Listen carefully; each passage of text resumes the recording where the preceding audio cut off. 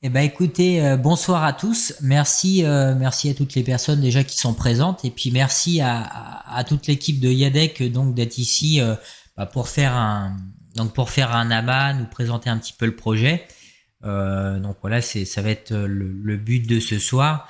Et pour toutes les personnes qui sont présentes, qui connaissent pas forcément le projet, faut pas hésiter à poser des questions à l'équipe pour avoir plus de précision. Donc aussi bien au niveau vocal, c'est ce que j'avais mis dans le Twitter, ou même sur la partie texte dans le chat. Si on peut, on essaiera de relayer les questions en même temps. Du coup, au niveau de la forme un petit peu de l'amas, l'idée c'était un petit peu au niveau de Paul, Yann et d'Emmanuel, un petit peu de vous présenter dans un premier temps, éventuellement d'écrire votre place, votre rôle au niveau de Yadec. Et puis après, on enchaînera un petit peu sur l'histoire du projet, comment Yadec, on va dire, s'est construit, comment a vu le jour, pour enchaîner sur vraiment le projet en lui-même et ce que vous proposez. Très Yes, bien. très bien. Let's go. Et ben, c'est parti. Je t'en prie, Paul. Ok, je démarre. Enchanté. Bonsoir à tous, ravi d'être là. Moi, c'est Paul Wallard, donc cofondateur et dirigeant de Yadec. Pour donner quelques infos sur moi, moi, je viens du monde du conseil en entreprise, donc c'est pas hyper sexy, mais en tout cas, ça m'a bien formé. Donc, j'ai accompagné les directions d'entreprise pendant une dizaine d'années sur des secteurs très variés au sein d'une société qui s'appelle Atlaïs. J'ai bossé aussi notamment pour la société Goin dont on va parler après, qui est dans le monde de la crypto depuis déjà quelques années. J'ai pas mal bossé dans le web aussi, dans une start-up. Et c'est à travers mon activité de conseil que j'ai notamment pu rencontrer Bouscapé, que certains doivent connaître, qui est le gros média référence de rap en France. J'ai travaillé à la direction financière en tant que conseil chez eux. Et c'est ce qui aussi a permis de créer l'histoire Yadec, dont on vous parlera plus après. Mais voilà pour moi. Je te passe la balle, Yann. Cool. Super. Et enchanté. Merci à tous de nous recevoir. Donc, Yann, voilà, je suis un de Paul. Voilà, Yadec, la star de famille. Euh, Par contre, je suis C'est moi, désolé ouais, de te Yann, ça couper. coupe, ouais, c'est hyper saccadé. Ouais, je pense que je dois retirer le casque et passer à l'ancienne. Là, c'est bon, ça va? Oui, c'est bon, ouais. Ah, Ok, ça faut va, ouais. pas que je me déplace, faut que je reste fixe. Donc voilà, ouais, je suis cofondateur et directeur de création chez Yadec. Moi, j'ai un profil plus créatif. Je co-dirige également une boîte de prod et de motion design qui s'appelle Cumulus, qui existe depuis 10 ans, avec laquelle on fait voilà, énormément de vidéos, des vidéos d'entreprise, on fait des pubs et on fait des clips, ce qui fait un lien avec la musique et avec Yadec naturellement. Notamment pas mal de clips pour le groupe Caravan Palace, c'est des clips qui ont pas mal tourné, vous avez peut-être vu passer. Donc voilà, j'apporte ma touche créative au projet. Pas que, Et pas que. pas que, évidemment. Mais voilà pour moi. Je vais passer la main à Emmanuel, pardon.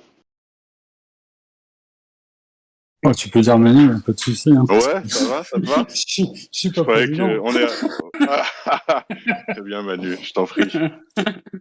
Pas de souci. Hein. Non, on est détendu. Donc moi, je suis Emmanuel ou souvent Manu, au choix. Donc CTO de Yadec. J'ai été entrepreneur dans. Allô, allô? Je sais pas. Allô? Ouais. On t'entend, Michael. Ouais.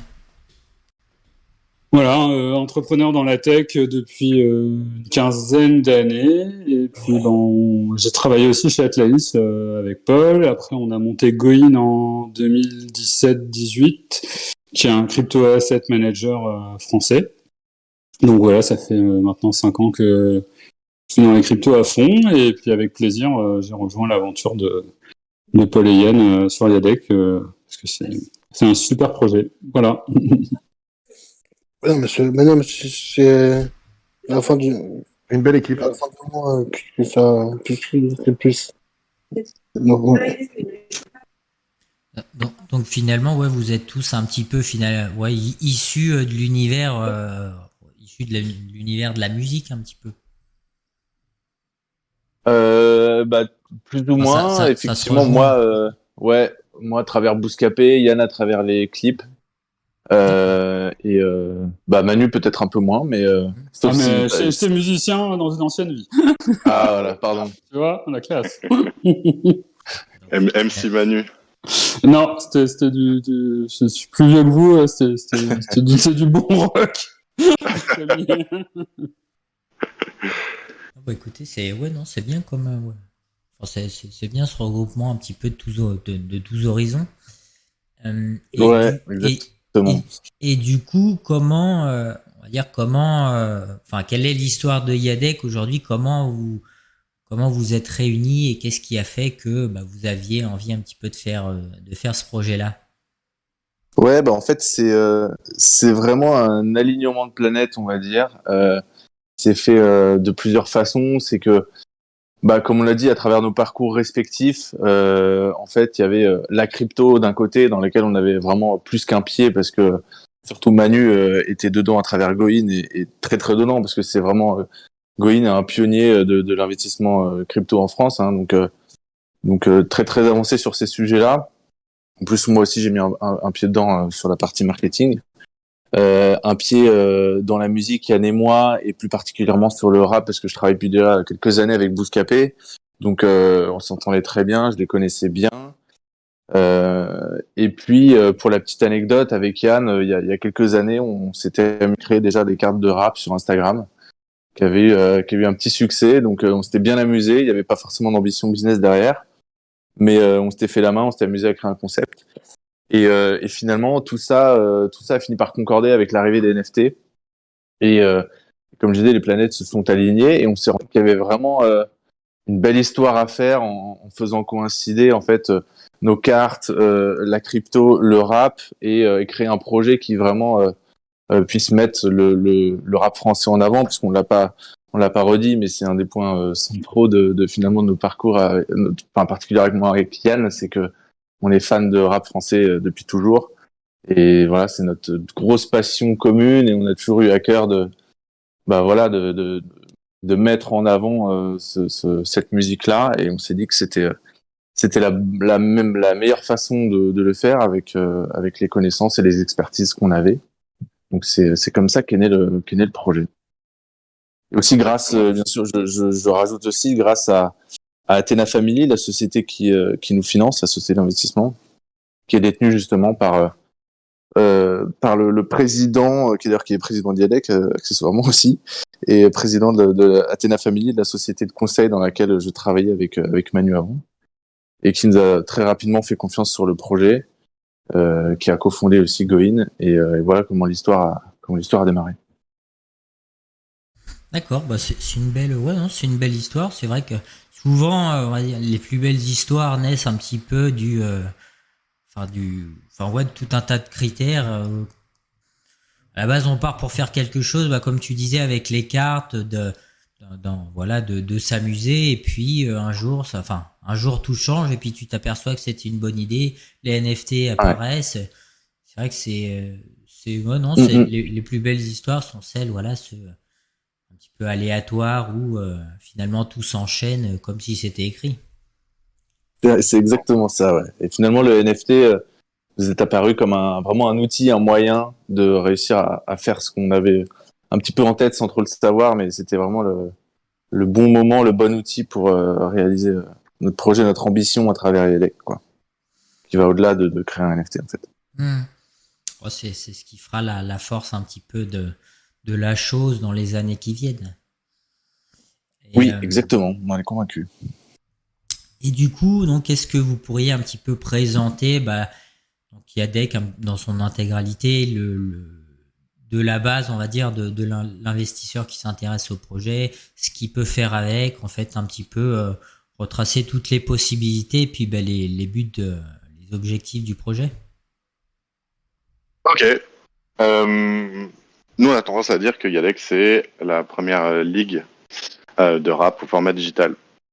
Une ligue dans laquelle on va pouvoir jouer, on va pouvoir collectionner des cartes. Je sais pas quel niveau d'info vous avez eu sur le projet, mais on a donc des cartes à l'effigie des rappeurs qu'on va pouvoir collectionner. Donc il y a différents niveaux de rareté.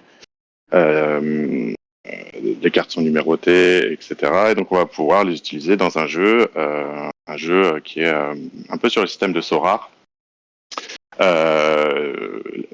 Donc basé finalement sur des stats réelles de la vraie vie.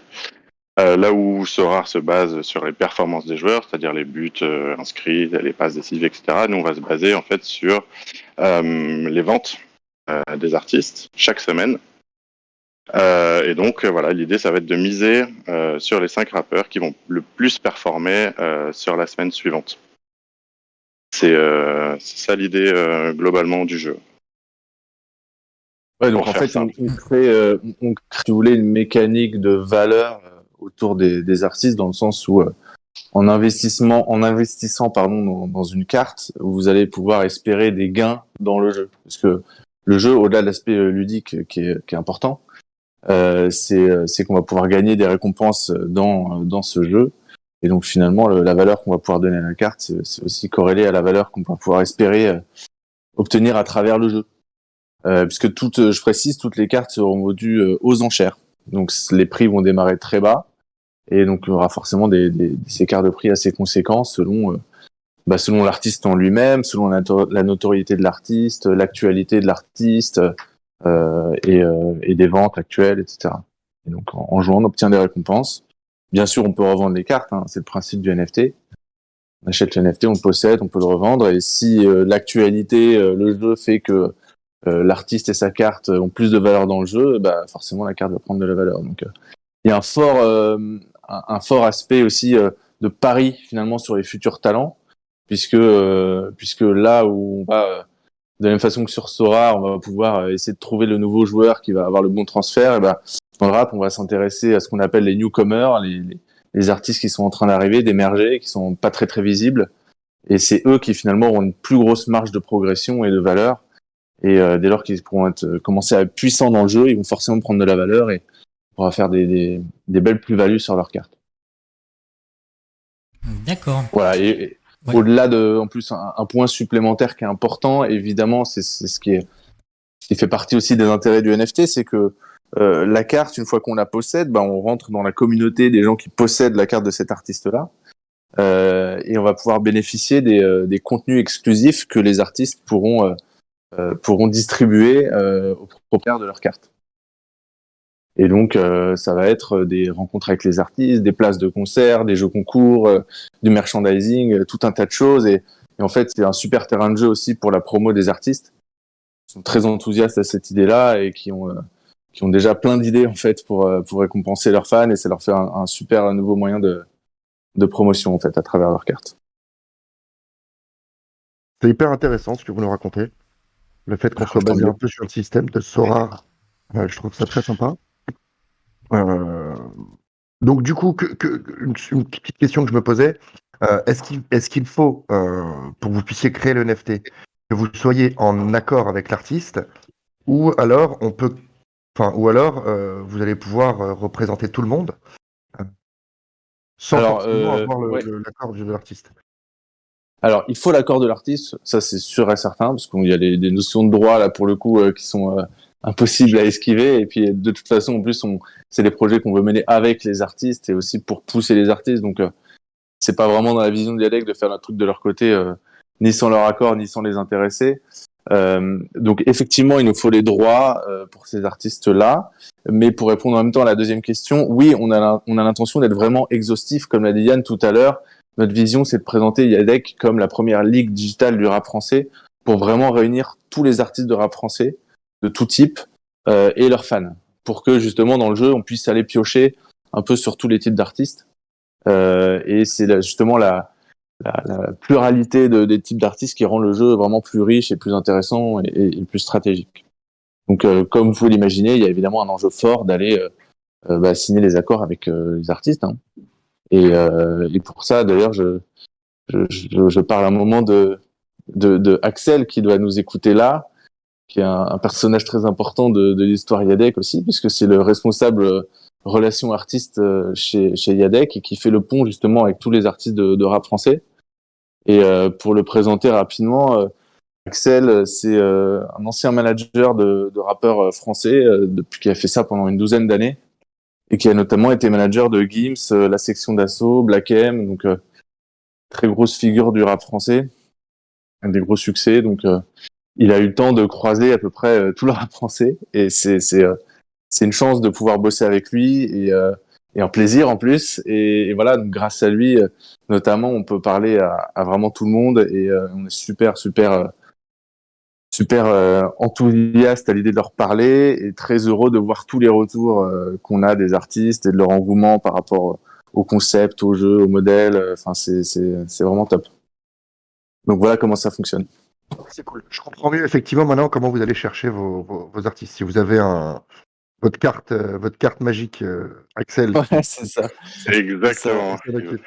Ok, bah c'est nickel, c'est très bien, ça me semble très bien. C'était une petite parenthèse comme ça que je me posais pendant que je vous écoutais, mais je vais vous laisser continuer avec From Zero. Du coup, j'avais une question, une première question donc de Fall dans le chat qui demandait le règlement sort d'un projet qui a l'air similaire qui s'appelle Rules. Qu'est-ce qui vous différencie? Alors je connais pas, honnêtement je connais pas du tout l'autre projet, donc ça sera aussi l'occasion voilà de voir. Ouais, c'est une bonne question. On s'y attendait. On s'y attendait évidemment. Non, c'est un projet qui est top. On l'a vu passer évidemment aussi. On connaît très bien le règlement, qui est un, je sais pas si on peut dire un média, mais si peut-être média, Chaîne, influenceur. qui tend à devenir un média, ouais. Ouais, plutôt une chaîne YouTube en fait, qui un mec passionné de rap qui fait des vidéos, qui analyse beaucoup les projets des artistes, leurs textes, voilà, qui est passionné de rap et qui effectivement a lancé un projet où il crée des cartes NFT à l'effigie de rappeurs. Alors la différence, c'est que lui, voilà, il a une vision très indé et franchement, nous, on apprécie beaucoup cette démarche-là aussi. C'est-à-dire que lui, il fait enfin, encore une fois, hein, je le représente pas, mais je parle en fonction de ce que j'ai compris de son projet. Mais c'était assez clair. Il fait des cartes pour financer les indépendants. Donc, il fait des cartes également sous forme de NFT qui peuvent donner lieu à des privilèges pour ceux qui en font l'acquisition.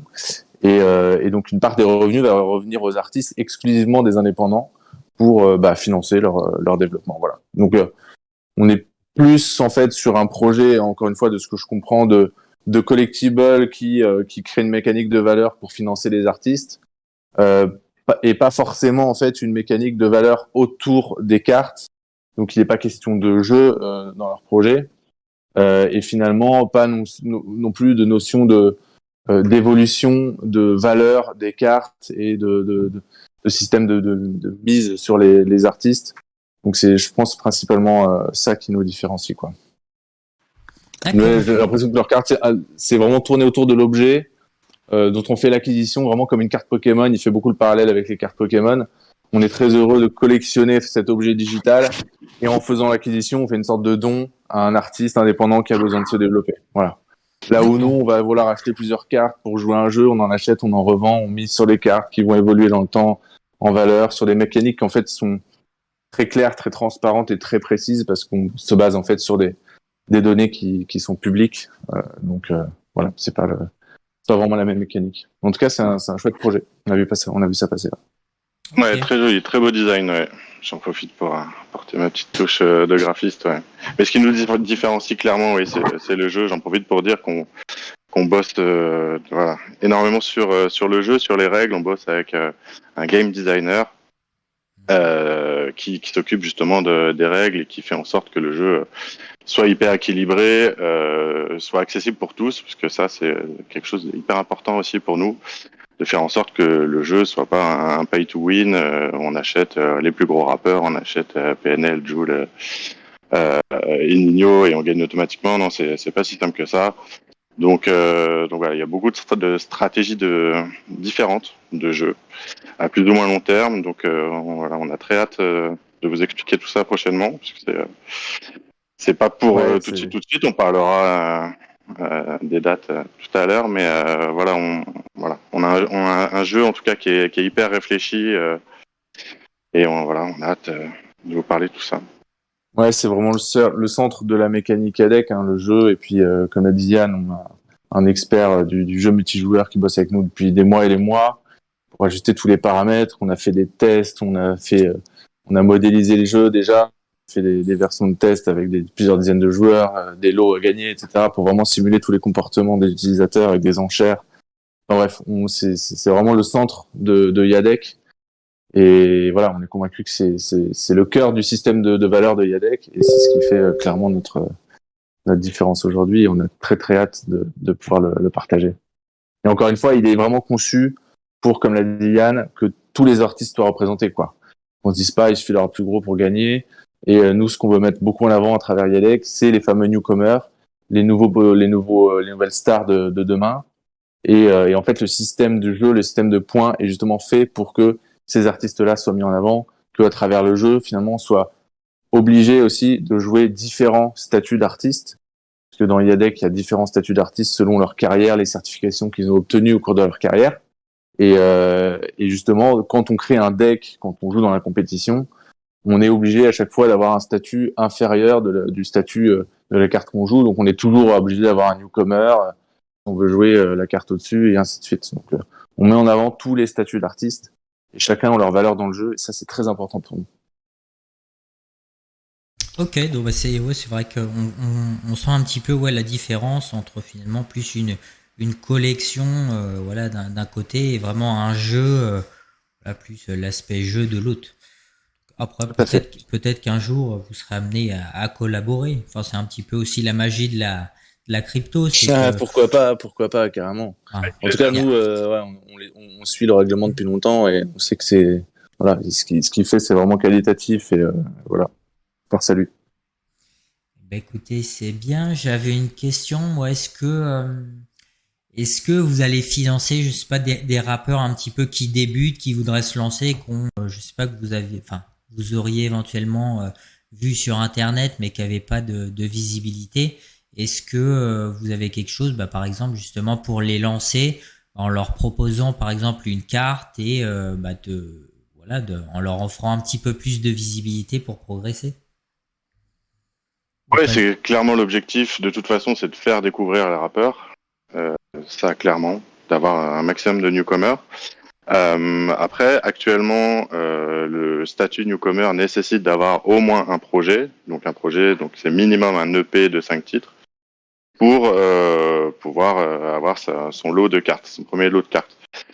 Mais on réfléchit à un statut supplémentaire qui serait le statut de rookie, qui là concernerait les rappeurs qui n'ont pas encore sorti de projet, mais qui bénéficient tout de même d'une petite hype et auquel on croit. Donc non, c'est clairement dans les tuyaux et clairement dans l'ADN de Yadec, voilà, de représenter un maximum et de mettre en valeur ces artistes-là qui manquent encore un petit peu de visibilité, mais qui sont hyper talentueux. D'accord.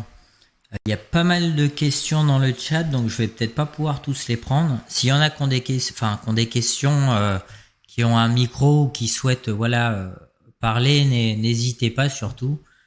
On sait jamais.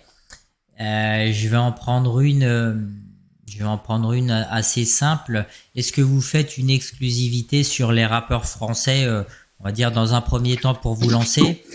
Ou est-ce que dans une vision un petit peu plus loin, vous avez prévu de vous exporter à l'international? Ouais, c'est une bonne question. Évidemment, le modèle est fait de telle sorte à ce qu'il puisse s'exporter, mais il est aussi fait pour que ce soit finalement très local, parce qu'aujourd'hui, le rap français, c'est écouté par les Français. Donc les données de vente, c'est les données de la France. Voilà, donc tout reste. Quand je dis franco-français, je prends la francophonie. Hein, bien sûr, on prend la Suisse, la Belgique et quelques autres pays, puisqu'on ceux qui suivent le rap savent que par exemple la scène belge est très très très dynamique sur le rap francophone. Donc on englobe tout ça, mais on prévoit bien sûr de dupliquer un modèle sur des ligues à l'étranger, sur les pays qui sont les plus avancés sur la scène rap. Je pense bien sûr à l'Allemagne, au UK et particulièrement aux États-Unis. Donc ça fait partie évidemment des projets de développement de de Yadec dès lors qu'on aura lancé sur la France. D'accord, ouais, donc vous avez une vision quand même assez lointaine. Tout à fait. Ouais, non, mais c'est vraiment un projet ambitieux. Hein. On s'en cache pas. Cache pas. Est-ce que quelqu'un a une question au niveau vocal et voudrait se lancer? Bien Ouais, entendu. je t'entends. Ouais, j'en ai plusieurs. Il y en a pas mal là, tout d'un coup qui sont arrivés. Ouais, c'est bien. Eh ben, Moi, du coup, si je peux commencer, c'est cool. vas-y. Ouais, merci. Bonsoir à tous. Du coup, moi, j'avais une question. On retrouve pas mal de codes de Sora et je trouve ça plutôt pas mal de se baser sur quelque chose qui marche déjà bien et qui plaît. Justement, pour le suivi des résultats, vous allez les suivre par quels moyens? Je sais typiquement que sur Sora, il y a Optastat qui permet de fournir les datas. Là, vous allez vous baser sur quoi pour agréger toutes les données d'écoute et tout ça? C'est une excellente question et c'est complètement central en fait pour nous. Et dès le départ, c'était central. C'était de dire, ok, on fait des compétitions, on donne des récompenses, mais il faut que l'utilisateur sache bien pourquoi il gagne 12 points et pas 200 ou pas 2000. En fait, sinon, pourquoi je mets de l'argent c'est impossible de fonctionner différemment. Tu l'as dit, Sora se base sur des données qui sont publiques. Nous, on va faire de la même façon. On va utiliser les données du SNEP. Alors, vous connaissez peut-être pas le SNEP, c'est l'organisme qui décerne les disques d'or, les disques de platine que vous voyez apparaître un peu partout et que les artistes sont fiers de porter dans les grands cadres. Et en fait, c'est l'organisme, voilà, qui définit les règles, qui calcule les ventes et les équivalents ventes, parce que on se rend pas compte, mais c'est très compliqué, parce qu'il faut compter les disques à la Fnac, il faut compter les téléchargements sur iTunes, il faut compter les streamings sur Spotify, il faut compter, enfin, tout un tas de choses à compter. Ouais, c'est exactement Et ça. Ouais. voilà, mais on compte des choses qui sont différentes. Donc, il y a des équivalents. Combien il faut de streams sur des abonnements payants pour que ça fasse une vente, etc. Donc, il y a tout un algo qui a été créé, qui est public, qui est publié par l'organisme officiel qui s'appelle le SNEP, qui est une association en fait qui regroupe tous les labels, les maisons de disques de France, qui s'associent pour se regrouper et faire ces règles ensemble. Et donc ils vont pouvoir décerner les certifications et ils publient, vous pourrez le voir sur leur site internet, les top albums et les top singles chaque semaine en fonction de ses ventes. Et nous c'est ça en fait qu'on va utiliser. On a un partenariat avec eux et on va pouvoir utiliser ces données-là pour baser notre algorithme. Et ça va être la base justement des points des compétitions. Et par-dessus, ce serait trop facile, on va rajouter d'autres systèmes de gamification avec un système de niveau en fait, un peu comme des cartes Pokémon qui évoluent. Les cartes, plus on les joue, plus elles obtiennent de l'expérience, elles vont augmenter de niveau, elles vont avoir de la puissance, plus elles sont rares, parce qu'il y a 4 niveaux de rareté différents. Plus elles sont rares, plus elles sont puissantes, et vous allez ensuite pouvoir faire des combinaisons de cartes entre les départements que représentent les artistes, les labels qui apparaissent sur les cartes. En faisant les combinaisons, vous allez avoir des points bonus. Enfin, voilà, il y a tout un tas de points en plus qui font que le jeu devient vraiment stratégique, mais toujours basé sur des données qui sont complètement transparentes et publiques. Top, merci beaucoup. Toujours la transparence. Vous avez une question du coup? Ouais, j'avais une question. Oui, ça répondait. Pardon. Ouais, donc j'avais une question par rapport au site, je suis allé voir, et il y a mentionné donc Florian de 135 Médias et Ahmad de Bouscapé, qui vous ont conseillé a priori. C'est-à-dire, ils vous ont conseillé dans qu'est-ce qu'ils ont fait concrètement comme consulting? Ouais, en fait, c'est comme je disais tout à l'heure, des personnes que j'ai pu rencontrer à travers Atlaïs quand je faisais du conseil, parce que je les ai accompagnés pour Bouscapé. Donc Ahmad, c'est le cofondateur et le dirigeant de Bouscapé, et Flo effectivement a créé l'agence 135 Médias qui fait des conseils pour les deals des rappeurs et qui travaille aussi avec Bouscapé. Ils sont rentrés très tôt dans le projet en fait en tant qu'associés et c'était alors au-delà effectivement d'un nombre infini de conseils qu'ils ont pu nous apporter parce qu'ils ont une connaissance très très profonde du marché du rap français, des deals qui existent, des droits sur les artistes, voilà, bien sûr après tout le réseau que chacun peut avoir parce que voilà, c'est un marché qui fonctionne beaucoup au relationnel, à la confiance, etc. Donc ça a été un point d'entrée vraiment privilégié grâce à eux sur le marché du rap français, en plus de tous les conseils qu'ils nous donnent au quotidien. Ok. Est-ce qu'il y a une autre question? Une question de 3. Tu veux y aller? Ouais, si j'en ai, j'en ai Bah, bien encore une. vas-y. Si ça vous dérange pas. Du coup, je vois, il y a le même nombre de cartes qui sont émises de la façon de Sorare. Est-ce que vous allez en émettre chaque année en fonction de la demande ou ça sera juste un one-shot? Alors, effectivement, on a 1111 cartes par édition. Une édition va être, va être créée à l'occasion de chaque album. En fait, une carte, c'est un mélange, une association plutôt entre l'artiste et l'un de ses albums. Donc, dès lors qu'il va créer un nouvel album, on va lui créer à nouveau 1111 cartes. Donc, 1000 cartes collector, 100 cartes suprêmes, 10 cartes épiques et une carte prismatique, la fameuse prismatique. Et elles seront diffusées, en fait, encore une fois, un peu comme pour Sora, au fur et à mesure du temps. Donc, on va pas y avoir un drop de 1111 cartes d'un seul coup. Ça n'aurait pas vraiment de sens. Donc, ça va être au fur et à mesure tout au long de l'année, finalement, pour qu'elles soient écoulées à peu de choses près entre chaque projet, quoi. Entre chaque projet de l'artiste. Ok.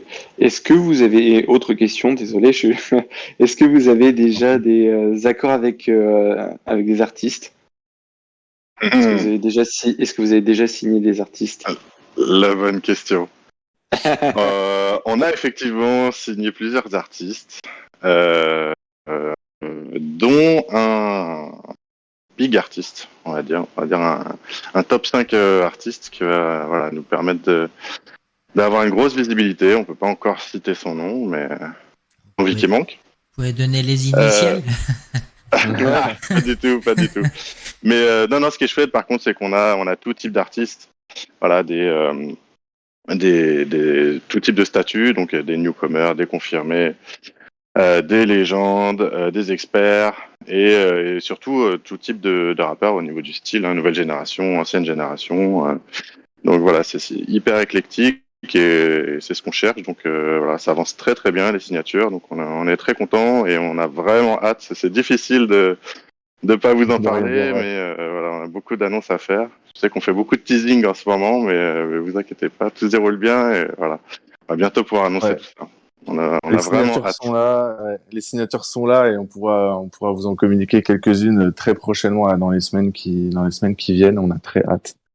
Et effectivement, comme dit Yann, vous allez retrouver des toutes nouvelles générations comme des gros classiques que tout le monde a écouté et vraiment on est assez content du casting, mais même si voilà, il y a encore énormément de choses devant nous.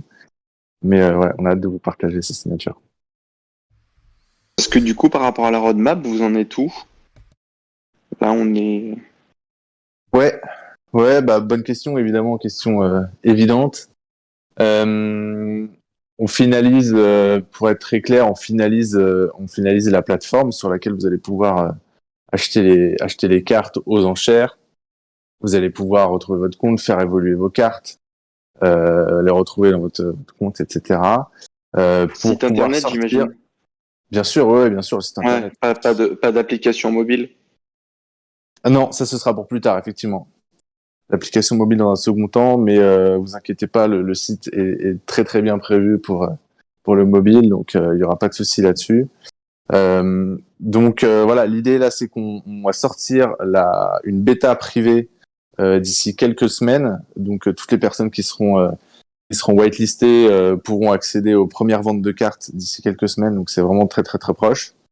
Et la suite de ça, ce sera un lancement, enfin une ouverture publique des cartes autour de la rentrée et le lancement du jeu à l'automne 2022.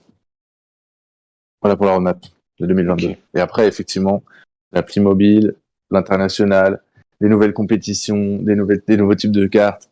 La roadmap, c'est pas compliqué de la remplir. D'ailleurs, je vais en profiter pour donner une petite, on va dire une petite information.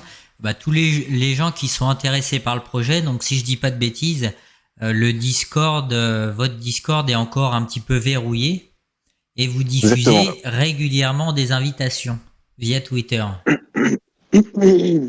Donc, exactement. Je mets le lien là au niveau du chat. N'hésitez pas à les suivre sur Twitter si vous vous intéressez au projet et à essayer de rentrer dès qu'il y a une invitation pour peut-être bénéficier de choses intéressantes en étant early user.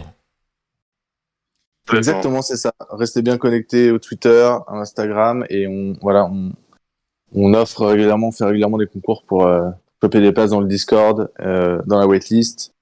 Et voilà, donc suivez bien ça et c'est sûr que vous allez pouvoir trouver une place si vous êtes bien assidu. Est-ce que quelqu'un a une question? Ouais, Oui. je me permets de poser une question à tout hasard. Bon. Vas-y. Bonsoir à tous. Bonsoir. Bonsoir. Petite question, est-ce que votre algorithme, du coup, qui va être open source, si j'ai bien compris, ou en tout cas qui est ouvert, va permettre aussi derrière aux artistes de pouvoir un petit peu traquer leur évolution à travers les différentes métriques que vous récoltez? Et donc, est-ce qu'il va y avoir une plus-value pour l'artiste, outre cette visibilité, à pouvoir suivre un petit peu son évolution à travers les différents canaux sur lesquels il diffuse?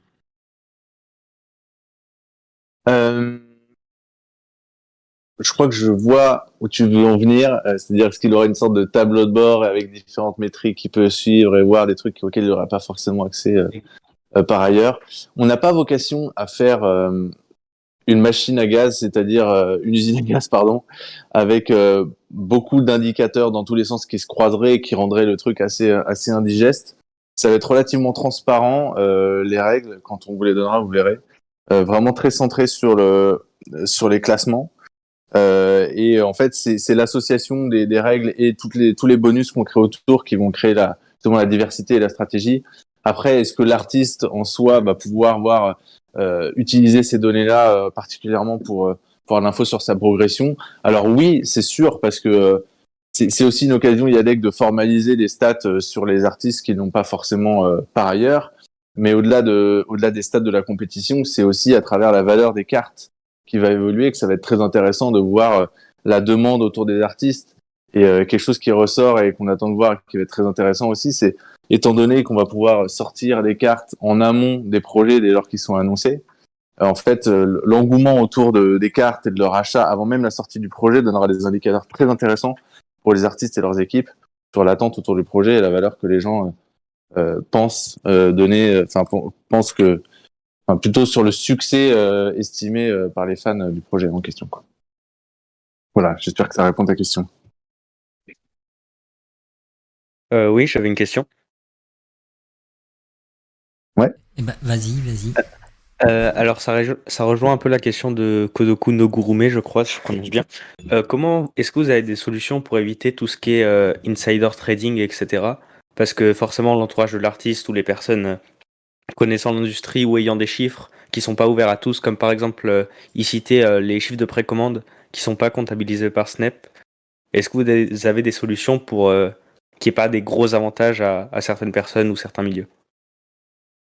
Ça, c'est la question qu'on a à chaque fois. Ça m'amuse un peu parce que c'est hyper légitime comme question.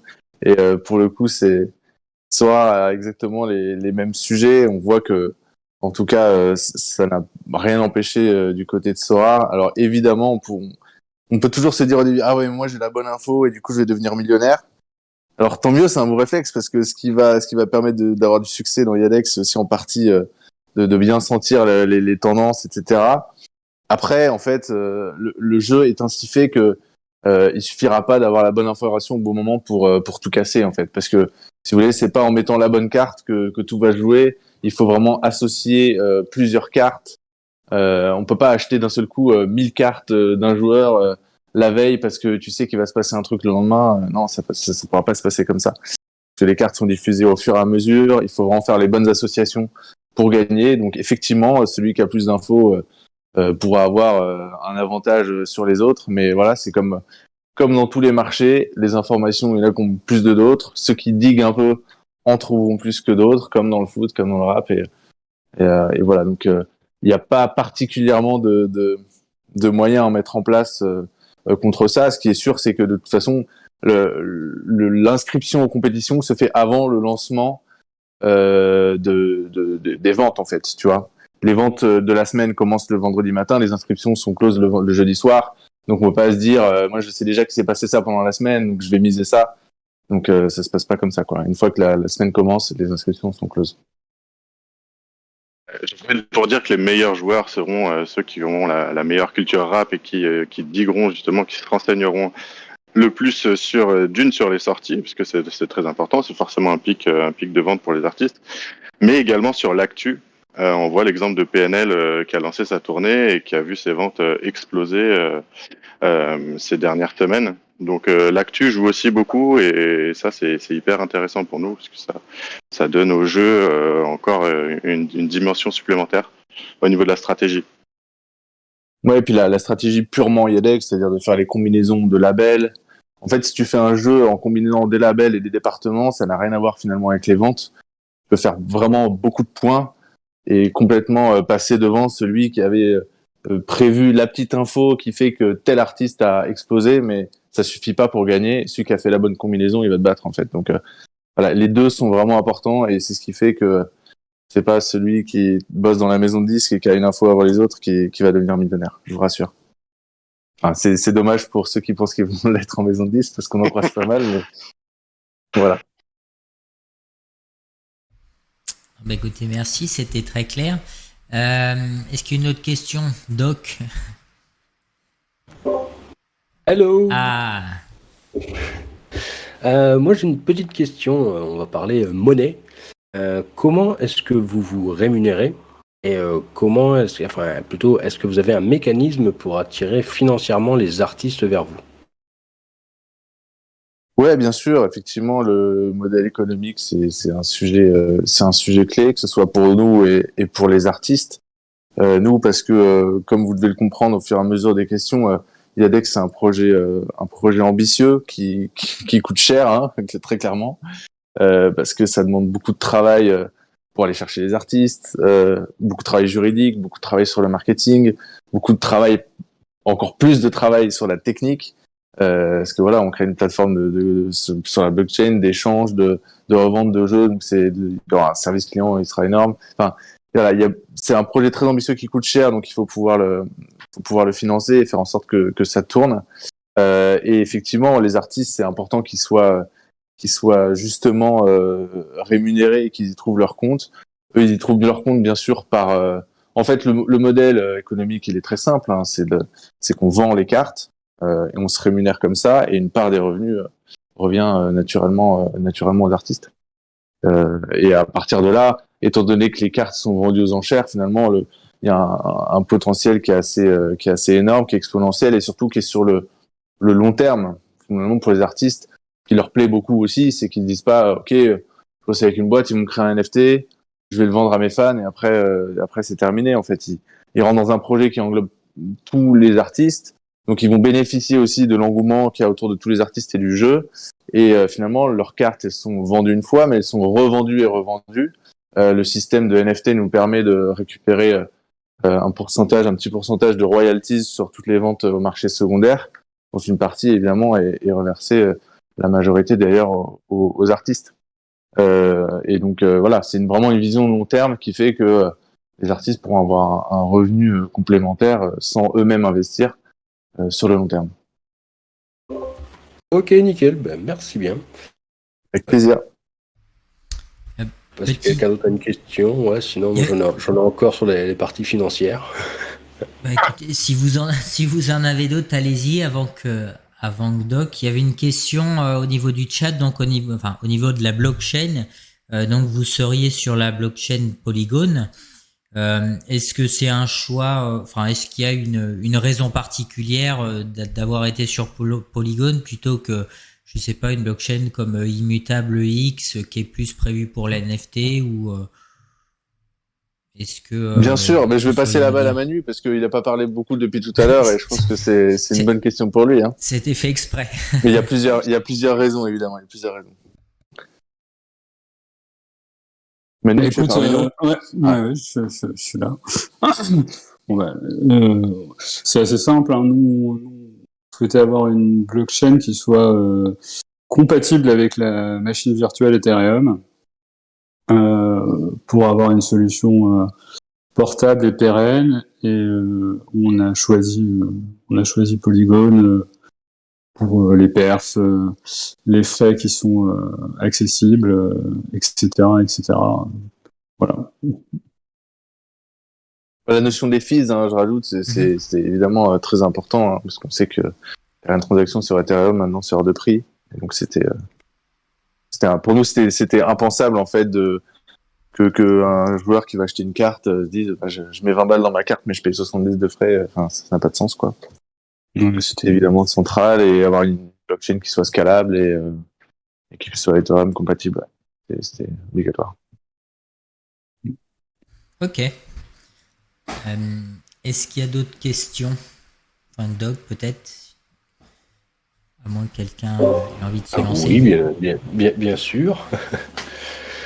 Du coup, pour repartir sur la partie financière, est-ce que vous avez fait appel ou est-ce que des venture capital sont venus vous voir pour, on va dire, commencer à lever un petit peu de fonds et pouvoir commencer un petit peu à développer votre projet? Et sinon, de où avez-vous tiré les fonds pour commencer à démarrer ce projet qui, je présume, doit nécessiter quand même pas mal de dépenses en amont? Ouais, je confirme, mais toujours plus que ce qu'on peut imaginer, malheureusement. Alors, pour répondre à ta première question, il y a des fonds qui sont venus vers nous. Et on a eu la chance de leur dire qu'on n'en avait pas besoin pour l'instant. C'est un luxe, effectivement, qu'on a eu, comme je l'ai dit au départ, grâce au family office qui s'appelle Athena Family, justement, qui détient Goin et Atlaïs, la boîte de conseil dont on parlait au tout début, et qui a financé en fait le projet dès le départ et qui finance déjà Yadec pour le développement jusqu'au lancement. Donc effectivement, on a eu cette chance de pas avoir à passer par une levée de fonds pour financer tout ce qu'on fait là, et ça nous a fait gagner un temps fou et beaucoup d'énergie aussi, parce qu'on sait ce que c'est que de lever des fonds. Et voilà, donc on n'a pas eu à faire ça, ça a été fait très vite grâce à la confiance de Stéphane Fay, président d'Athena Family. Ok, nickel, merci bien. Avec plaisir. Est-ce qu'il y en a d'autres qui ont des questions en particulier? Sinon, je vais enchaîner alors. J'en ai une au niveau, moi je parlais des smart contracts. Est-ce que vous aviez prévu de faire des audits, des choses comme ça à ce niveau-là? Bien sûr, Manu. Oui, tu veux en dire un mot? Écoute, oui, bien sûr, on a fait faire un audit de nos smart contracts par Certic. Je ne sais pas si tu les connais, mais c'est une bonne boîte, une boîte sérieuse. Donc voilà, on a prévu d'ailleurs de publier le résultat de l'audit. Il s'est bien passé, il y a pas de problème. Voilà. D'accord, non, écoutez, parfait. Doc? Ouais, et donc, du coup, je vais rebondir sur ta question déjà. L'audit, quand vous dites que vous avez fait un audit, vous avez fait auditer votre smart contract de NFT ou alors vous avez fait auditer le smart contract qui va gérer la partie DApps? Les deux. On a fait auditer les smart contracts qui gèrent les NFT. Et on a également fait auditer... non, pardon. Excuse-moi, je m'en mêle. On a fait auditer principalement nos tokens et les smart contracts qui gèrent la partie NFT. Voilà. L'autre smart contract qu'on utilise sur la partie enchère, en fait, a déjà été audité. C'est pas complètement... on a repris une partie du Wyvern Protocol 3.1 qui est utilisé sur OpenSea. Voilà. Je sais pas si tu le connais. Ok, ça marche.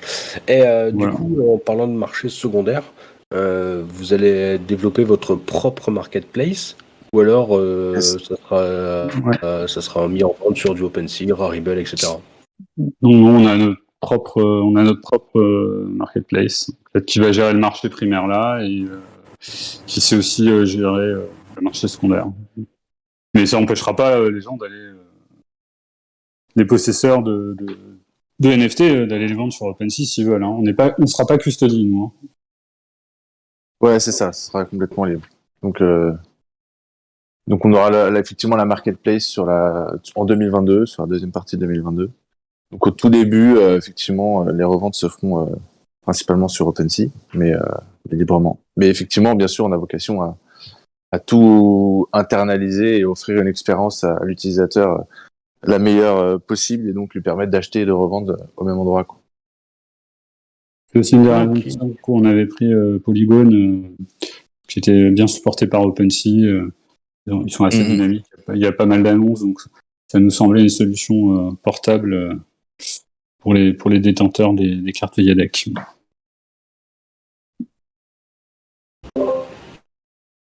Nickel. Et est-ce que vous avez une prévision de DAO? Parce qu'on sait que c'est souvent un petit peu à la mode dans les projets, ou alors il n'y a pas d'histoire de DAO, c'est une entreprise et vous continuez de la driver et vous offrez simplement un jeu, si je puis dire, à vos utilisateurs. Pour l'instant, il n'y a pas de projet de DAO. Ta question est intéressante parce que c'était un des points qui nous a été remonté par Certic. Donc, c'est intéressant.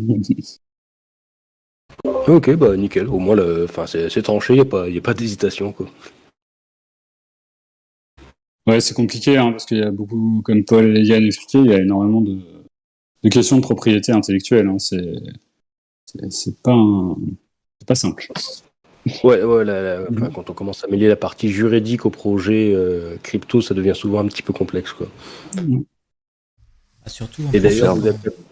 quand tu as l'aspect entreprise, en plus de ça derrière, une DAO vraiment décentralisée, bon, c'est jouable, mais dans le temps, bon, ça va être compliqué. Mais c'est vrai que si l'entreprise, elle est basée en plus de ça en France, avec une réglementation qui va se durcir avec le temps, je pense que c'est pas forcément évident. Mhm.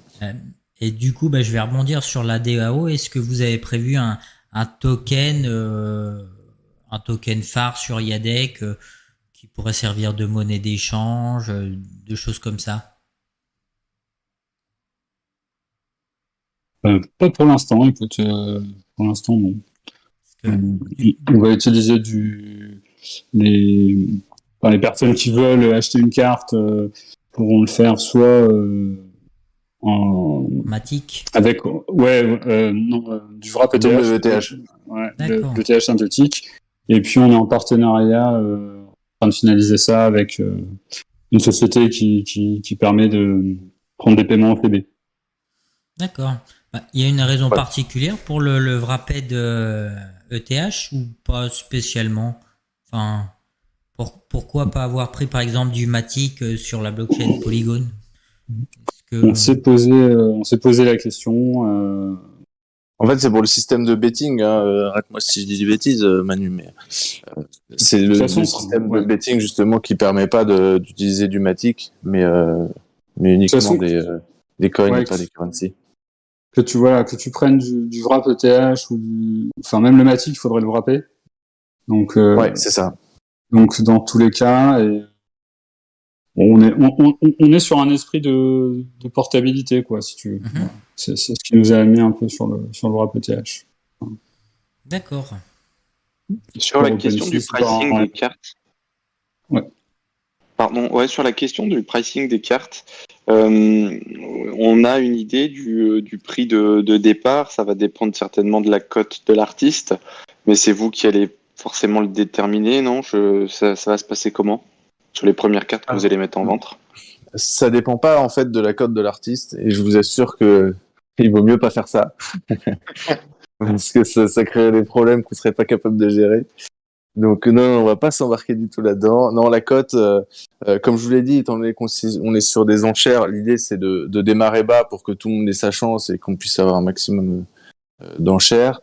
La cote de départ va simplement dépendre de la rareté. Donc effectivement, la prismatique, la carte unique va être mise en vente beaucoup plus cher que la carte collector, qui est la carte la moins rare en 1000 exemplaires, qui pour le coup sera vraiment mise aux enchères à un prix très très bas et accessible pour tout le monde. Donc il y aura un prix progressif, la collector sera la moins chère, en tout cas en prix de vente palier, on va dire, pour lancer les enchères, et ensuite la suprême, ensuite l'épique, et ensuite la prismatique. Ouais, j'ai une question. Ah oui, Vas-y. est-ce que vous avez prévu de faire de la communication à des personnes qui sont pas forcément que crypto? Par exemple, avec 20 Mint, qui vient de sortir sa première édition aujourd'hui. Avec qui, Alors, pardon? 20 Mint, le journal Web3 décentralisé par 20 minutes. Ah, bah écoute, on n'est pas c'est pas prévu en tout cas avec eux. Effectivement, on va pas faire de la communication que sur l'environnement crypto. Enfin, très simplement, nous on a deux grands publics qui se croisent de plus en plus, qui sont le public crypto NFT et le public rap. Donc effectivement, on va avoir des communications sur les deux univers et notamment des grosses campagnes de communication qui vont arriver sur les deux et avec des partenaires très connus sur le monde du média traditionnel et particulièrement du rap. Et vous en doutez, si on est partenaire avec Bouscapé, c'est notamment pour faire justement des campagnes de communication assez massives avec eux. Et on va créer des formats dédiés autour des decks, de vidéos, etc. Mais on parle aussi avec des radios, on parle aussi avec des maisons de disques pour faire des campagnes avec eux. Donc voilà, il y a des grosses campagnes de communication qui arrivent. Et voilà, vous allez voir passer tout ça. Question, est-ce que vous avez identifié des freins sur le onboarding de certains artistes qui pourraient, je prends l'exemple de Booba qui a sorti quelques collections NFT sur la diffusion de certains de ses clips. Est-ce qu'il y a des freins pour certains artistes ou autres? En fait, on se posait beaucoup la question avant de commencer à leur parler, à un moment du coup maintenant, mais on a été très agréablement surpris de leur accueil en fait du projet. Je pense que finalement la première des difficultés c'était les NFT parce qu'il y a un moment, je pense au moment justement où tu parlais de Booba, il a sorti sa collection, le NFT était dans une grande hype parce que c'était tout nouveau, on voyait que c'était la poule aux œufs d'or et tout le monde voulait en faire, tout le monde voulait en acheter.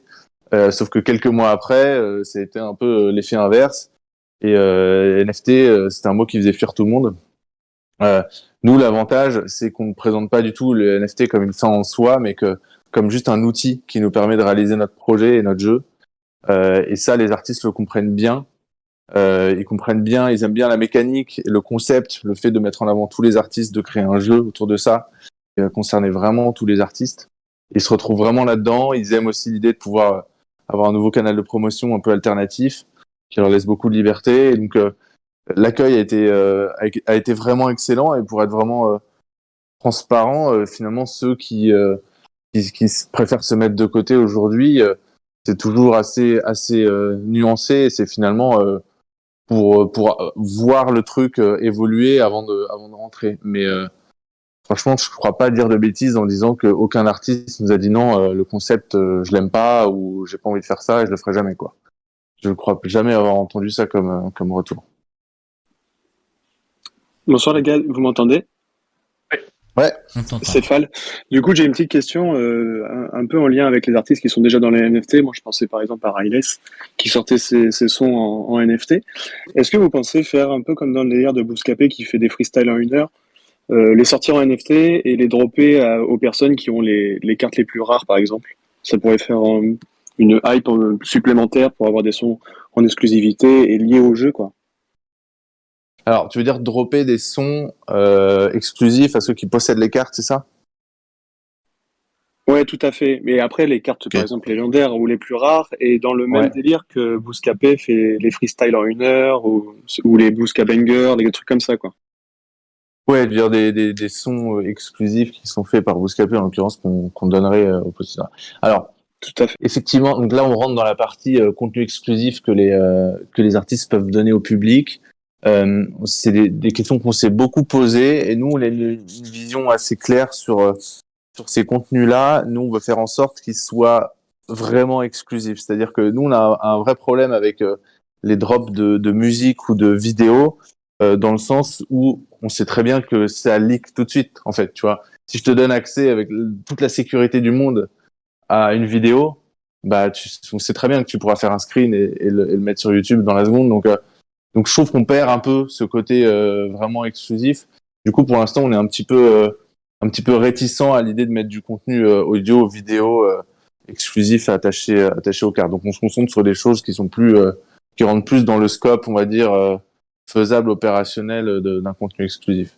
Après, on est complètement d'accord. C'est spontanément ce à quoi on pense. On dit bah oui, avoir un son en plus, avoir un contenu en plus, ce serait très tentant. Alors, on ferme pas du tout la porte parce que fondamentalement, c'est un truc qu'on aimerait bien faire, Donc si un jour on trouve une solution technique opérationnelle qui nous permet de le faire, on le fera avec grand plaisir parce qu'on est convaincu de la valeur de ça.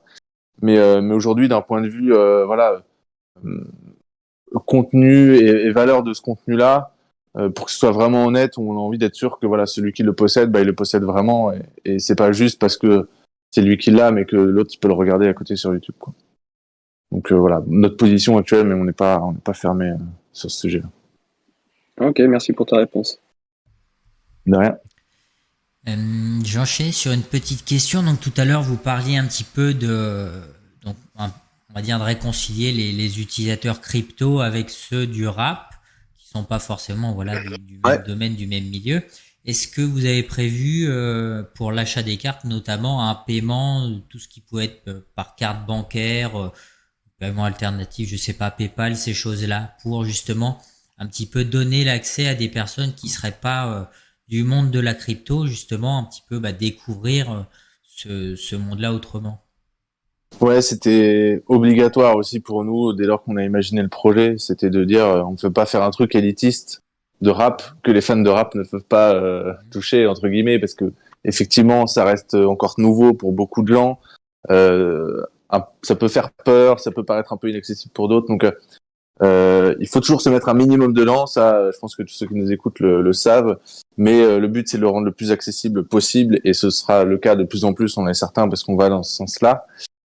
Donc c'était évident pour nous de mettre un système qui permet aux gens de payer en CB. Donc ça tombe bien, ça existe. Il y a des sociétés très sérieuses qui font ça, et donc on s'appuie sur un service qui existe et qui fonctionne très bien sur notre plateforme, et qui va permettre aux gens effectivement de payer tout simplement avec leur CB.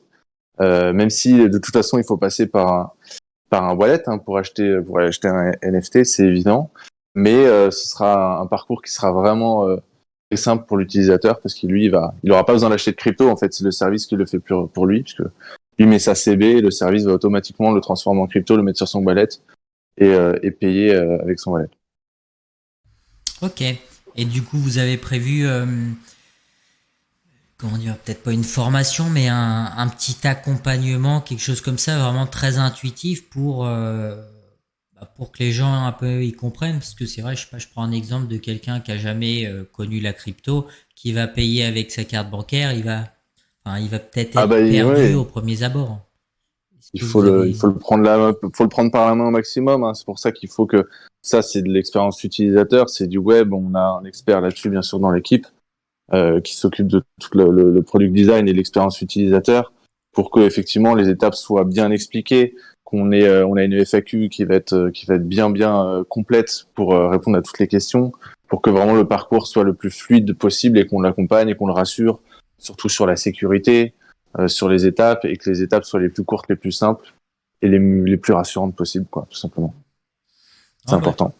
Je pense que ça fait partie, finalement, vous participez en fait avec ce type de projet un petit peu à la démocratisation de la crypto au sens large, parce que c'est finalement des projets avant qui étaient très très fermés crypto aujourd'hui s'ouvrent donc sur des paiements, carte bancaire, PayPal, tout ça, et donnent accès à des gens de l'extérieur à ce nouveau monde. Donc, c'est vrai que vous êtes aux premières loges pour faciliter un petit peu cet accès et puis démocratiser tout ça. C'est vraiment ce qu'on souhaite, le faire profiter au plus grand nombre finalement de cette technologie blockchain, et plus précisément NFT, et leur donner accès à cette opportunité-là et tout ce que ça permet. C'est vraiment chouette pour nous. Et voilà, on veut à la fois donner un accès le plus simple possible, mais tout en gardant la sécurité, parce que voilà, faut être très attentif là-dessus, et pas commencer à vendre n'importe quoi, à dire oui, t'inquiète pas, je me fais un PayPal et puis je m'occupe du reste. Et en fait, voilà, mais faut faire attention à ça, parce que y en a qui peuvent essayer de vendre ça.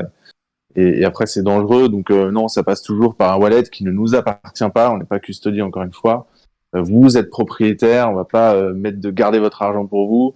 Voilà, donc c'est important d'expliquer aussi le contexte de sécurité, de propriété, d'indépendance de l'utilisateur, pour que ce soit à la fois simple, mais qu'il soit dans un environnement sécurisé, quoi. D'accord. Du coup, oui, ça vous évite finalement le fameux PSAN. Vous n'avez pas besoin de l'avoir pour gérer ça. Ok. C'est ça. J'ai vu que Doc avait une question. Ouais, justement, en fait, au niveau des wallets, vous allez être compatible avec lesquels? Parce que moi, je pense, par exemple, si vous voulez vraiment être user-friendly, il y a des wallets comme du type Portis, ou qui se gèrent avec un login et un mot de passe, ce qui, on va dire, parle un peu plus aux gens que de commencer à gérer une seed, etc. Vous allez être only MetaMask, ou alors vous allez justement intégrer des wallets du genre Portis. Alors, Écoute, pour le départ, on est only MetaMask, mais vas-y, je te laisse compléter, Manu. non, bah vas-y. Effectivement, on est only MetaMask au départ, mais on pourra tout à fait s'ouvrir à d'autres technos et d'autres wallets par la suite. On est assez toujours dans une philosophie de portabilité et de respecter les standards. On utilisait les libs Web 3 du marché, donc on pourra tout à fait s'ouvrir à d'autres choses par la suite, sans problème. Ok. Eh bien, c'est tout pour moi. J'avais une question. Ah, vas-y. Vas-y, je sais pas qui c'était, mais Tu peux y aller, j'ai déjà posé plusieurs questions. Moi aussi, mais bon, c'était une question générale. En fait, j'aurais peut-être dû la poser au tout départ. Yadek, ça vient d'où Ah, j'adore cette question. Tu veux répondre? Ah non, d'abord, non, c'est plus rigolo. Est-ce que quelqu'un a une idée, déjà? Je pense que c'est important. Non, c'est bien formulé comme ça. On vous écoute. Est-ce qu'il n'y a pas un Yann dans l'équipe? Ah non, pas ça. On me fait souvent, on m'accuse souvent d'avoir voulu mettre mon prénom dans le nom Parce que de Paul la Deck, marque, ça marche mais moins bien, en fait. c'est pas le cas. Non. le deck, Fausse route. le deck par Un rapport apéro aux trop cartes. arrosé.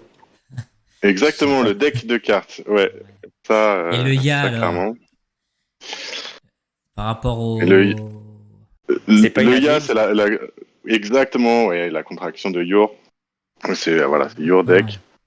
Et c'est aussi un petit clin d'œil à un morceau du Wu-Tang, Protect Yannick.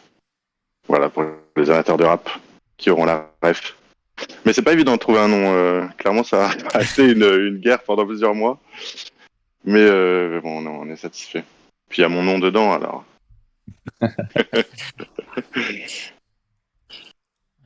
allez-y, si vous avez des questions. Bah, du coup, juste pour rebondir sur les petites références, là, une petite question comme ça qui est c'est qui mon rappeur préféré? Par Oh, exemple, J'adore. Ça, c'est Al- des questions qui font plaisir. Paul, tu veux Perso, moi, c'est commencer? Alpha One. Ah, très très bonne référence. Ah, mon blast, c'est Fall, du coup, pour lui, quoi.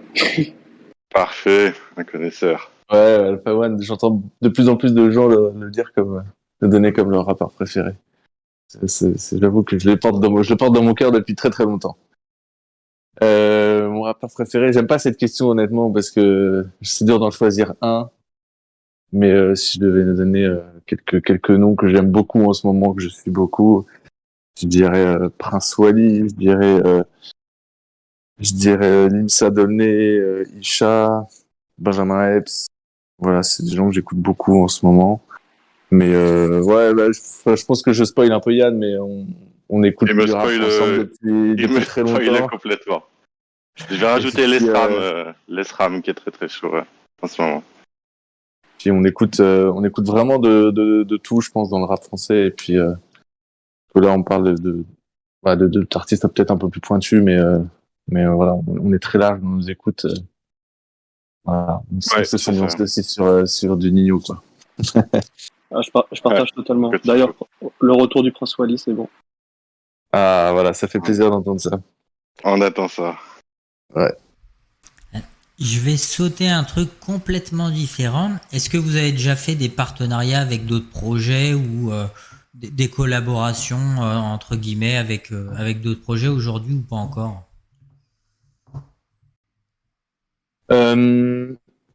Je réfléchis en même temps, si je dis pas de bêtises, avec d'autres projets, j'imagine. Enfin, tu veux parler d'autres projets crypto ou NFT Ouais, c'est ça, vraiment au sens très large. Ouais.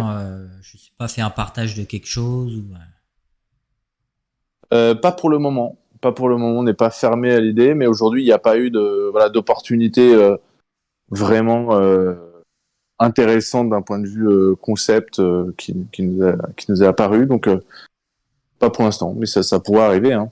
Je pense que c'est aussi ça qui est intéressant, c'est qu'on peut trouver des fois des services et des projets qui sont complémentaires aux nôtres et s'associer. Donc la porte est ouverte et on verra. En tout cas. Du coup, je vais appeler The Cryptomate à la barre, s'il est dans le coin. Et puis, je sais pas s'il nous écoute ou pas. Je suis là. Et puis, Toujours justement, là. qui nous parle un petit peu, on va dire, d'un petit projet parallèle qu'on a avec les gens en fait qu'on fait venir en AMA. Et voilà, je vais pas en dire plus. Je vais le laisser un petit peu présenter tout ça. Merci pour cet amas. Merci from Zero to 10K. Merci pour cet amas. Vous êtes hyper hyper pertinent dans ce que vous dites. Donc c'est intéressant de vous écouter. Le projet, il change un petit peu de ce qu'on peut entendre en ce moment. Donc encore une fois, c'est un plaisir d'en apprendre plus sur ce projet.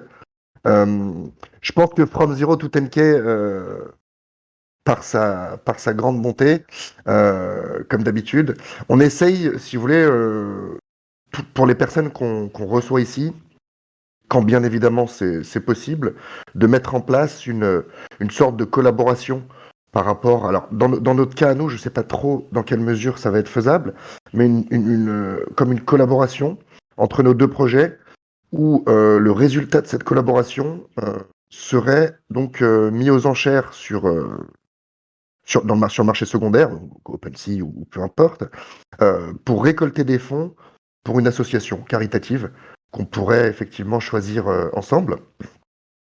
On a déjà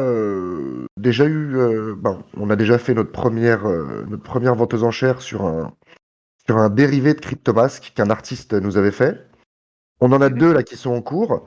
Donc je vais m'en occuper dans les prochains temps. On va essayer de pas tout sortir en même temps pour quand même laisser le temps de respirer entre chaque enchère. Mais ce qui serait intéressant, je ne sais pas encore dans quelle mesure ça pourrait être envisageable, ce serait qu'on puisse penser, dans un avenir plus ou moins proche, à mettre en place une sorte de collaboration qui pourrait donc déboucher à pouvoir offrir donc à une association caritative le bénéfice de ce qu'on aura fait ensemble. Voilà un peu l'idée de base. Franchement, super idée. Hein. Enfin, ouais, carrément. Je découvre en même temps que tout le monde, mais j'aime bien l'initiative. Je pense que c'est, ouais. En tout cas, ça me plaît bien. Ouais. Il faudra qu'on en discute. Complètement, ouais. Ouais. Avec grand plaisir. Je suis ravi que votre porte soit grande ouverte. On essaiera et pour info, dans la TNF Family là, qui nous finance, a aussi finance aussi des projets dans le domaine de l'éducation. Donc on a un fonds pour financer des projets, des jeunes dans la tech. On essaye aussi de faire ça. Et donc, ça s'appelle Athéna Family. Ouais, Athéna Family pour l'éducation, ça s'appelle. Ouais, tu tombes bien dans nos valeurs, quoi. Voilà. Eh ben écoute, on est ravis que nos valeurs soient aussi proches. Donc, alors, ça serait difficile de savoir dès ce soir comment on va s'y prendre, mais on y en discute en off et on va trouver une route qu'on peut tous les deux suivre de manière à développer un truc. Effectivement, encore une fois, je ne sais pas dans quelle mesure, mais je pense qu'on peut faire un truc sympa par rapport à ce que vous proposez. Avec grand plaisir. On peut surtout choisir une association ensemble. On peut faire jouer nos deux communautés sur le choix des associations, etc., qui crée un rapprochement au final qui est important aussi et je pense cool pour tout le monde. Super. Vous avez déjà d'ailleurs lancé des projets équivalents et pour des associations que vous avez déjà choisies ? Écoute, on l'a fait juste après que le mint, donc notre mint soit passé. On avait fait un art contest où, si tu veux, on donnait la trame de base d'un Cryptomask et puis derrière, les artistes faisaient jouer leur imagination, leur créativité et puis créaient un Cryptomask dérivé. Donc, en l'occurrence, derrière, on en a eu beaucoup. Il y a eu beaucoup d'artistes qui nous ont créé des Cryptomasks extraordinaires. On a fait voter la communauté. C'est un Cryptomask samouraï d'un de nos membres qui a été du coup choisi. Et c'est le premier qu'on a décidé de mettre en avant. Donc pour une association qui a aussi été choisie par la communauté, qui étaient les petits frères des pauvres, qui viennent en aide aux personnes âgées, démunies et seules.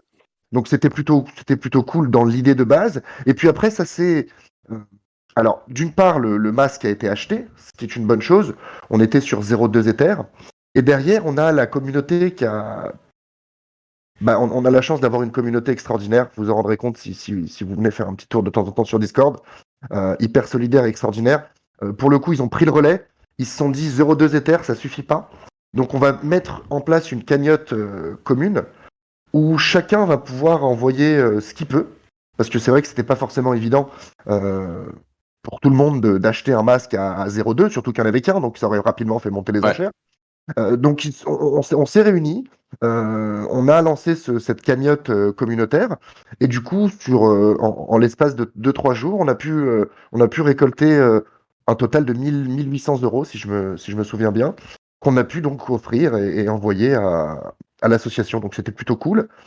On a on a fait 2 amas avec notamment Clément Mougel et je sais pas si vous avez vu passer cette collection là, c'est enfin voilà, c'est une collection toute jeune, qui est un artiste français, qui nous a fait là aujourd'hui un dérivé qu'on va pouvoir remettre aux enchères et effectivement choisir une association pour récolter. Mais voilà, on a effectivement lancé le concept, et maintenant, si on peut, avec toutes les personnes qui défendent nos valeurs et qui les partagent, réitérer en tout cas, avec les personnes qu'on reçoit en AMA ici, voilà, c'est une chose qu'on essaye de faire quand on le peut. Après, c'est possible ou c'est pas possible, mais en tout cas, voilà, c'est un peu l'idée. Bah, super Bah, initiative. Avec Ouais, grand plaisir. félicitations. Eh ben nickel, je suis ravi que Bravo. ça colle à vos valeurs. On en reparlera en off avec From Zero to 10K ou même Doc Marvel. Ouais, carrément. Merci. Eh ben écoutez, bon pour ça, voilà, il y aura plus qu'à voir ça. Est-ce qu'il y en a qui ont d'autres questions? Sinon, je vais laisser d'abord les gens s'ils ont d'autres questions. Ouais, j'ai une petite question. Écoute, vas-y. C'est un peu plus technique, mais comme il y a plusieurs fois le même exemplaire d'une même carte, du coup, toutes les cartes, même celles qui sont pas uniques, sont sous ERC 721, donc NFT classique, ou ERC 1155, qui sont les NFT semi-fongibles, donc avec plusieurs exemplaires. C'est du 721. Ok. Ouais, 721. Chaque carte est numérotée, son numéro, donc 1 sur 1000, 2 sur 1000 et 721. Ok, Et puis, il faut penser aussi que les cartes peuvent évoluer. Donc, Oui. Ouais, c'est vrai oui, qu'on en les avait cartes parlé. Ouais. individuellement, c'est vrai. ouais, donc, bon, Ouais, point important. elle démarre, Ouais. voilà, ça démarre sur la même racine, mais il peut y avoir des chemins différents empruntés par chaque carte. Ouais, je profite pour faire une petite parenthèse. On n'a pas parlé de ça et c'est un point hyper important pour nous, c'est-à-dire de récompenser finalement celui qui va miser sur l'artiste en développement. Comme on l'a dit, il y a les statuts selon le niveau de carrière de l'artiste entre newcomer, confirmé, expert et légende. Et en fait, ces statuts vont principalement dépendre des certifications d'albums, les fameux disques d'or dont on vous parlait tout à l'heure. Ce qui veut dire que si je prends la carte d'un artiste qui est newcomer, qui n'a jamais eu de certification, dès lors qu'il va commencer à obtenir des certifications dans la vraie vie, elles vont être comptabilisées. On va proposer à l'utilisateur de faire évoluer sa carte, et donc sa carte va pouvoir changer de couleur. On va voir la certification, donc le disque d'or qui va arriver en bas de sa carte, et donc c'est hyper précieux pour l'utilisateur, et hyper gratifiant de voir la carte évoluer de statut et de certification au fur et à mesure de la carrière de l'artiste. Et ça, pour le coup, c'est également un élément assez innovant parmi les projets qu'on peut voir dans la NFT. Techniquement, oui, c'était un peu challenging. Ouais, c'est clair. Question bien moins technique et bien moins sérieuse, mais quand on voit comment est intéressé Snoop Dogg par les NFT, est-ce que vous avez eu le culot de lui envoyer un message pour lui présenter votre projet, comme il est déjà venu plusieurs fois en France, avec un peu de chance, en croisant les doigts, peut-être que ça pourrait l'intéresser. C'est une bonne question. Alors, je pense pas que ce soit un problème de culot, parce que ça, on en a eu pour en arriver déjà, on en est là. Mais on n'a pas encore eu l'occasion d'en toucher un mot à Snoop, mais ce sera avec plaisir. Avec plaisir. Effectivement, il est très très en place les NFT. Ouais. Mais quand on s'attaquera aux US, peut-être qu'il sera notre ambassadeur, qui sait. Ouais, je pense qu'il n'y a pas mieux finalement. Exactement. Ouais. Certainement. Et les NFT pourront même servir de place pour ces concerts directement dans le métavers, qui donne des concerts privés, si je dis pas de bêtises. Bah Dans le oui, métavers. exactement. Dès lors que, on peut y attacher un peu ce qu'on veut finalement dans les NFT dès lors qu'on fait partie de la communauté. Donc, le métavers, évidemment, c'est une application parfaite de tout ça pour appliquer les avantages. Eh ben, écoutez, est-ce qu'il y a d'autres questions? Moi, j'avais une petite question, ouais. Ben, vas-y.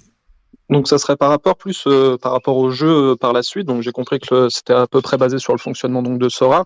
Par rapport aux récompenses qu'on aura entre guillemets en prenant ces tournois-là, si on peut compter ça comme tournoi, ça sera des prize pools ou des decks de cartes à gagner par la suite, ou ça sera quoi? Alors c'est quelque chose qui sera pas figé en tout cas, mais ce sera des récompenses en fonction de la place des joueurs dans le classement. C'est-à-dire que si t'es dans le top 10%, top 20%, etc. Donc ça va être des récompenses dégressives qui seront effectivement constituées de crypto et de cartes. Mais voilà, ouais. Ok, donc du stable ou peut-être d'autres cryptos genre ETH ou autre? Pour l'instant, c'est pas figé. Je sais pas si toi, tu as une vision complémentaire. Je sais pas si t'as une vision complémentaire par rapport à ça, Manu, mais en fait, on se met pas trop de limites pour le moment par rapport à ça parce qu'on sait que ça va évoluer. On pourra aussi faire gagner d'autres choses, même en dehors des cryptos et des cartes, avec des partenaires. Vraiment, c'est l'occasion de récompenser les joueurs de plein de façons différentes. Donc, voilà, ok, ça marche. Ouais. Moi, sur les cryptos, ce qu'il faut, c'est que c'est pas que l'utilisateur ait pas besoin d'autres équipements que ce qu'il aura déjà, quoi. Il faut rester léger. Voilà. Exactement. Ouais. Ok, bah merci. J'ai une petite question concernant les compétitions. Un peu, par exemple, sur Sorare, il y a les compétitions en fonction des régions, etc. Là, vous allez faire pareil avec les départements. Bah, je regarde sur la page des cartes là, avec les départements, les différents statuts, c'est-à-dire rookie, etc. et les labels, ou le style de compétition n'aura rien à voir. Je sais pas si vous m'avez compris. Si, non, c'est très clair. Effectivement, les compétitions, c'est aussi un super terrain de jeu qu'on a déjà bien avancé avec notre game designer. En fait, elles vont devenir de plus en plus riches au fur et à mesure du nombre d'artistes qui vont arriver sur la plateforme. Parce que évidemment, si au lancement, je te dis, on va faire une compétition sur les rappeurs je dis n'importe quoi, dans le département je sais pas, de Bordeaux, ça va être compliqué, quoi. Parce qu'il n'y en aura pas assez. Donc, il y a bien sûr une histoire de nombre de cartes disponibles pour faire ces compétitions-là. On en a déjà prévu plusieurs qui vont arriver très vite. Au-delà de la compétition générale, on aura notamment une compétition avec uniquement les newcomers, parce que c'est certainement la catégorie qui regroupera le plus d'artistes. Et en plus, ça permet vraiment de centrer l'attention sur cette catégorie d'artistes à laquelle on tient beaucoup, qui en plus pourront être plus accessibles. On pourra aussi faire des compétitions. On va d'ailleurs plutôt faire aussi des compétitions par rapport aux raretés. C'est-à-dire qu'on pourra assez rapidement faire une compétition dédiée aux cartes collector. Et après, évidemment, je peux pas tout vous dire maintenant, mais il y a effectivement d'autres types de compétitions qui sont prévues selon d'autres critères des cartes qui arriveront au fur et à mesure pour que finalement tous les artistes aient leur intérêt dans différentes compétitions et que un joueur se dise tiens, là cette semaine ma carte elle va pas forcément performer dans la compétition générale, mais dans cette compétition-là, parce que il vient de là, parce qu'il a telle caractéristique, etc., il va être intéressant. Donc le joueur, il va pouvoir piocher dans les compétitions et jouer les bonnes cartes dans les bonnes compétitions au bon moment pour être le plus performant possible et se dire, cet artiste-là, je vais le mettre plutôt là que dans cette compétition-là parce que je sais qu'il va mieux performer. Donc ça va encore accentuer l'aspect stratégique du jeu Dialect. Voilà. Et mettre en avant tous les artistes, encore une fois. Je me répète beaucoup là-dessus, mais c'est important pour nous. Top. Est-ce qu'il y a d'autres questions? Alors, s'il n'y a pas d'autres questions, On va en profiter. Donc c'est pareil, Yadec a un petit peu entre guillemets sponsorisé la mat ce soir et a offert donc un petit giveaway à la communauté. Donc ce que je vais faire un petit peu comme la mat d'hier, c'est que je vais poser les questions dans le chat et c'est la première personne donc qui va répondre à la question qui aura un lot. Donc je vais vous laisser 2-3 minutes histoire de switcher donc dans le chat et je vais poser la première question. T'as vérifié la réponse? Ouais, j'ai vérifié pour le coup. Allez, et ben c'est parti.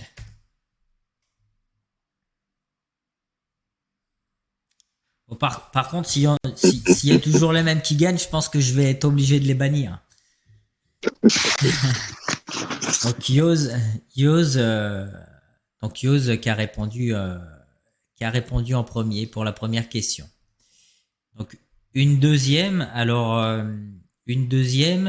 Avant de la poster, je vais vous laisser le temps d'ouvrir la page internet du site de Yadec parce que de mémoire on n'en a pas forcément parlé. Je vais vous laisser une dizaine de secondes pour ouvrir le site internet. Et puis je vous pose la question.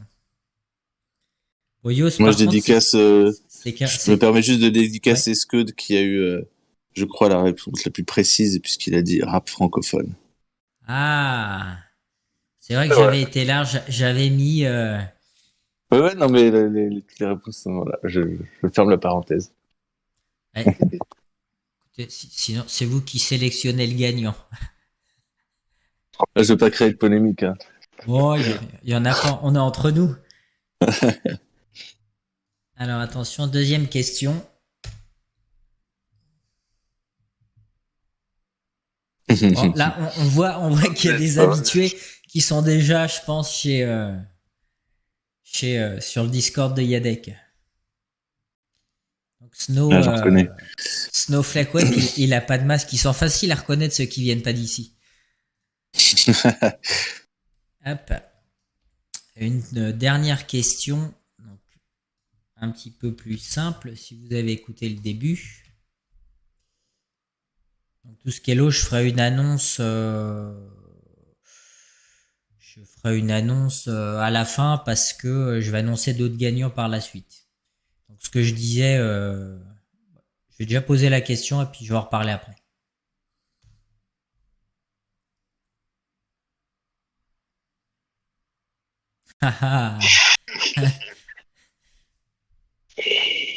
Alors, qui c'est qui a gagné? C'est là. C'est là, c'est quelqu'un de chez vous, ça, si je dis pas de bêtises. Je ne connais pas du tout cette personne. Bah, écoute, bravo que c'est là. Du coup, c'est pareil, j'en profite pour dire, donc le giveaway, ça représentait au niveau des questions $35 par personne. Il y a une quatrième partie qui sera reversée à un masque aléatoire, donc un détenteur du NFT. Et Yadec avait également offert donc 5 passes au niveau du jeu. C'est uniquement, c'est pas des passes premium, c'est des passes classiques. Et du coup, ce que j'avais indiqué sur Twitter, c'est que c'est les personnes un petit peu qui participaient en vocal, qui allaient être privilégiées. Donc ces 5 personnes-là ont remporté ce soir également un pass.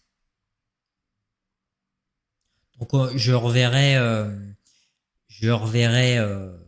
demain, pour gérer un petit peu tout ça. Donc vous inquiétez pas. Et puis encore merci pour ce giveaway, offert un petit peu à toute la communauté d'avoir fait tout ça. Avec plaisir. Écoutez, s'il y en a qui ont des questions, on peut peut-être en prendre encore une ou deux. Moi, j'ai une petite question. Avec la conjoncture macroéconomique actuelle, l'état de santé critique un peu des crypto-monnaies, et aussi, je vois de plus en plus la mauvaise publicité dans les grands médias français sur la crypto. Est-ce que vous allez attendre un petit peu que ça se calme pour dérouler la roadmap ou vous n'allez pas en tenir compte? Non, alors effectivement, ça aussi, c'est une question qu'on me pose pas mal depuis quelques semaines. Euh, Déjà, ce qui est sûr, c'est qu'on peut pas prévenir. On peut voir ce qui s'est passé, mais on peut pas prévoir ce qui va se passer dans les semaines à venir. Donc, c'est dur de. Je pense pas que ce soit une bonne idée de caler une roadmap sur des prévisions qu'on n'est pas capable de faire. Ça, c'est le premier point.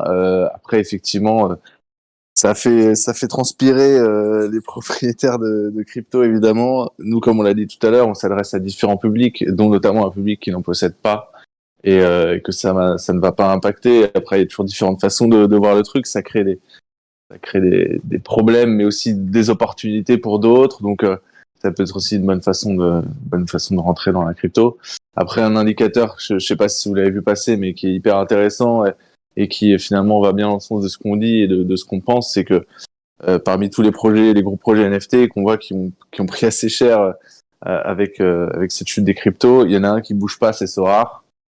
Et il bouge pas parce que il a la mécanique qu'il a, et en fait qu'on aura également avec un jeu, avec un système de valeurs et quelque chose qui n'est pas juste directement corrélé à la crypto.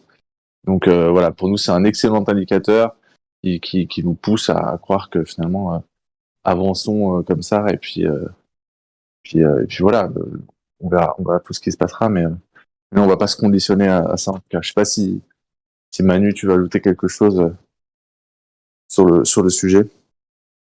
Non, ça, c'est tout à fait d'accord avec toi. Il faut y aller, et puis on espère on espère que la conjoncture mondiale et macro s'améliorera pour tout le monde, même au-delà de l'IADEC. Et puis d'un point de vue un peu plus crypto, on observe aussi que les NFT servent un petit peu de store of value, donc c'est pas si inintéressant que ça. Enfin, voilà. Il y a quand même eu des beaux lancements ces derniers temps, donc moins qu'avant, c'est sûr, mais on y croit. Voilà. De toute façon, le marché du NFT est en train de se structurer très fortement. C'était évident, hein. On a vu ce qui s'est passé. C'était la folie il y a quelques mois, et il fallait que ça se structure, et c'est en train de se structurer. Et le marché va devenir plus sain, et c'est mieux comme ça.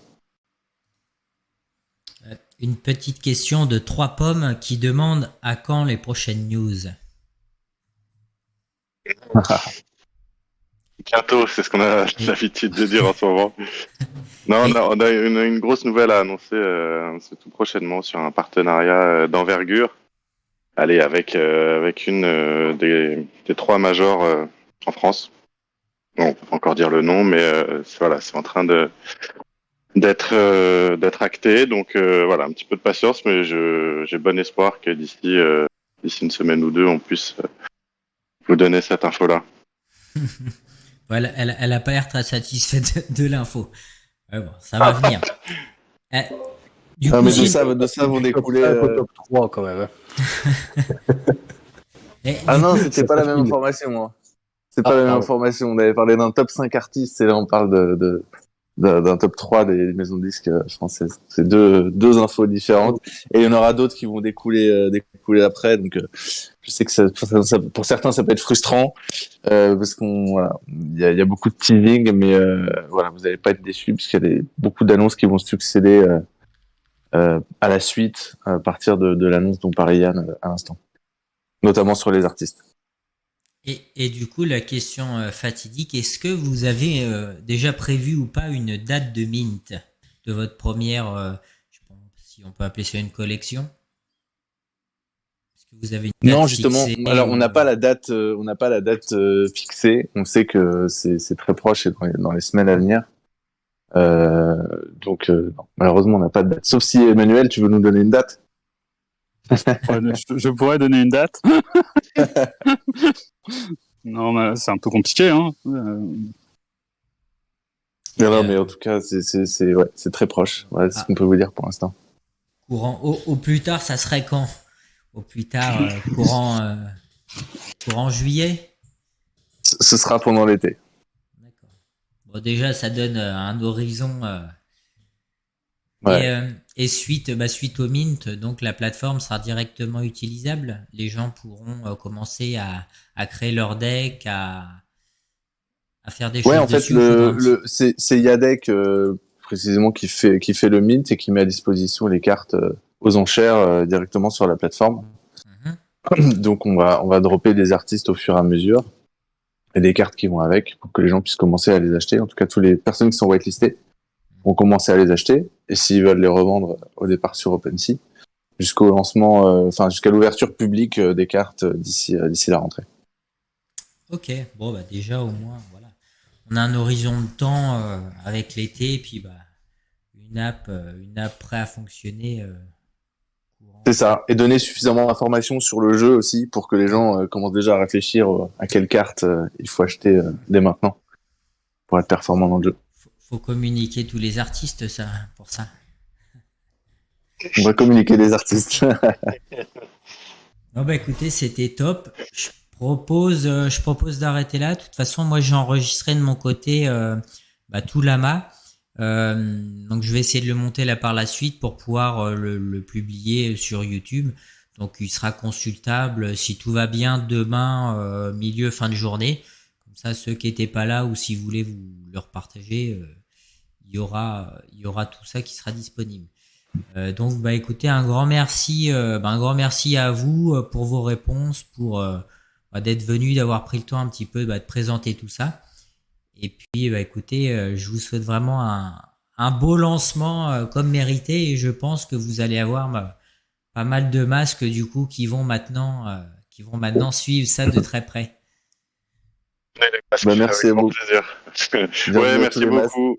Ouais, merci beaucoup pour votre accueil. C'était un super moment d'échange. Il y a eu des questions hyper intéressantes sur le domaine de la crypto, du rap, etc. Donc, c'est bien éclaté. Et puis, on est content de vous en dire plus. Et donc voilà, à refaire. Absolument. Quand très vous bientôt. voulez, n'hésitez pas. Je sais pas si Doc, tu veux mettre un point final sur quelque chose pendant qu'on y est. Parce que j'ai vu que Matt était plus dispo, était plus là. Ouais, du coup, c'est moi la dernière roue du carreau, c'est ça? Allez. Point final. Non, allez, je vais rester sur la partie crypto. Je suis désolé, moi, je suis pas très connaisseur de rap. Je suis vieille école, comme aime bien le dire Monsieur Fromm. Question sur la crypto, du coup, vous allez donc toucher des WETH lors des différentes ventes. Ça va se passer comment au niveau de l'entreprise? Vous avez prévu d'en holder un petit peu ou ce sera systématiquement vendu contre du fiat? Manu, tu veux répondre à celle-là? C'est difficile d'y répondre en fait. En tout cas, ce que je peux te dire, c'est que Goin, donc qu'on a monté il y a 4-5 ans comme crypto asset manager, va participer activement à la stratégie crypto derrière Yadec. Donc Goin étant un crypto asset manager, il a pas tendance à tout convertir en euros. Tu vois. Je veux dire ça comme ça. Ok, ça me veut bien comme réponse. Donc du coup, il y aura, on va dire, un espèce de trader, market maker qui va gérer la partie crypto pour optimiser vos rendements au mieux, quoi. Exactement. Et la convertibilité aussi en euros, qui est aussi un point important pour la viabilité de l'aventure. Bien sûr, un vrai sujet. Ok, top. Du coup, on va dire que c'était ma dernière question. Je sais pas s'il y en a d'autres, je les laisse. En tout cas, merci pour toutes vos réponses. Vous étiez vraiment très sympa, c'était agréable à entendre. Vous connaissez bien votre sujet, vous le maîtrisez, vous savez qu'il y a encore du boulot, tout ça. Un gros bravo et bonne continuation et bon courage à vous, quoi. Merci beaucoup, c'est très gentil. Merci à tous pour vos encouragements. On va suivre ça. Merci beaucoup. On va suivre ça de près. Merci à vous et bonne. Je pense qu'on aura de toute façon l'occasion de se reparler en off ou même à travers Yadec. Donc je rappelle encore une fois, n'hésitez pas à suivre le compte de Yadec sur Twitter parce qu'il y a des places assez limitées pour être early user et éventuellement avoir des opportunités. Exactement. On se retrouve sur les réseaux. Écoutez, merci à vous, merci encore et puis passez une bonne soirée et puis bonne continuation. Merci beaucoup, bonne soirée à tous. Bonne soirée.